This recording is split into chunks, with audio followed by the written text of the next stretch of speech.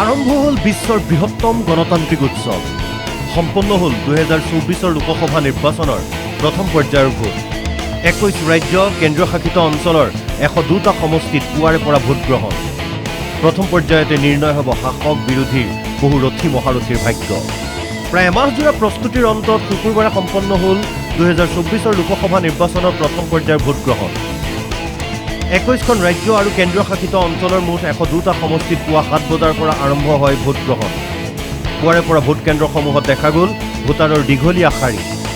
Vote গ্ৰহণৰ সময়ছোৱাত কঠোৰ নিৰাপত্তা ব্যৱস্থা গ্ৰহণ কৰা হয় যদিও উত্তৰ প্ৰদেশ পশ্চিম বংগ মণিপুৰকে ধৰি কেইবাখনো ৰাজ্যত হিংসাত্মক ঘটনাৰ সূত্ৰপাত ঘটে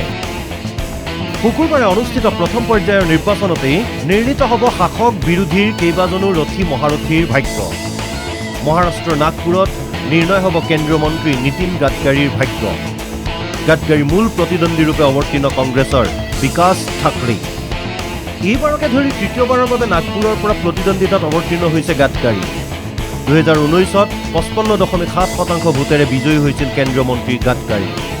তামিলনাডুৰ কইম্বাটুৰত বিজেপিৰ প্ৰাৰ্থী কে আন্নামালাই কইম্বাটুৰত আন্নামালাইৰ প্ৰতিদ্বন্দ্বী ডিএমকেৰ সভাপতি ৰাজকুমাৰ সমষ্টিটোত আন এজন মূল প্ৰতিদ্বন্দ্বীৰূপে অৱতীৰ্ণ হৈছে এআইএডিএমকেৰ সিংগাই ৰামচন্দ্ৰন আনহাতে উত্তৰ প্ৰদেশৰ পিলভিত সমষ্টিত ভাগ্য নিৰ্ণয় হ'ব বিজেপিৰ জিতিন প্ৰসাদৰ বিজেপিৰ বাবে প্ৰত্যাহ্বান হ'ব সমাজবাদী পাৰ্টীৰ ভগৱন্ত গাংগুৱাৰ প্ৰথম পৰ্যায়তে মধ্যপ্ৰদেশৰ চিনমাৰা সমষ্টিত নিৰ্ণয় হ'ব কংগ্ৰেছৰ নকুল নাথৰ ভাগ্য নকুল নাথৰ প্ৰতিদ্বন্দ্বী হ'ব বিজেপিৰ বিবেক বান্তি সাহু 2019 নিৰ্বাচনত কংগ্ৰেছ নেতা কমল নাথৰ পুত্ৰ নকুলে জয়লাভ কৰিছিল 47.1% ভোটেৰে ইয়াৰ উপৰিও প্ৰথম পৰ্যায়তেই আন কেইবাখনো ৰাজ্যত নিৰ্বাচনী যুঁজত অৱতীৰ্ণ হৈছে বিভিন্ন দলৰ আন কেইবাজনো প্ৰভাৱশালী প্ৰাৰ্থী শুকুৰবাৰে ইভিএমত বন্দী হ'ল কেন্দ্ৰীয় মন্ত্ৰী কিৰেণ ৰিজিজুৰ ভাগ্য অৰুণাচল পশ্চিম সমষ্টিত হেট্ৰিকৰ লক্ষ্য ৰিজিজুৰ প্ৰতিদ্বন্দ্বী কংগ্ৰেছৰ হেভিৱেইট নাবাম টুকি তামিলনাডুৰ শিৱগংগাত কংগ্ৰেছ প্ৰাৰ্থী কাৰ্তি চিদাম্বৰম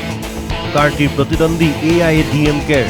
এ জেভিআৰ আৰু বিজেপিৰ দেৱনাথন যাদৱ উল্লেখ্য যে প্ৰথম পৰ্যায়ৰ নিৰ্বাচনৰ জৰিয়তে ভাগ্য নিৰ্ণয় হ'ব মোদী মন্ত্ৰীসভাৰ 8জন মন্ত্ৰীৰো নিউজ ডেস্ক ৰিপৰ্ট NKTV+।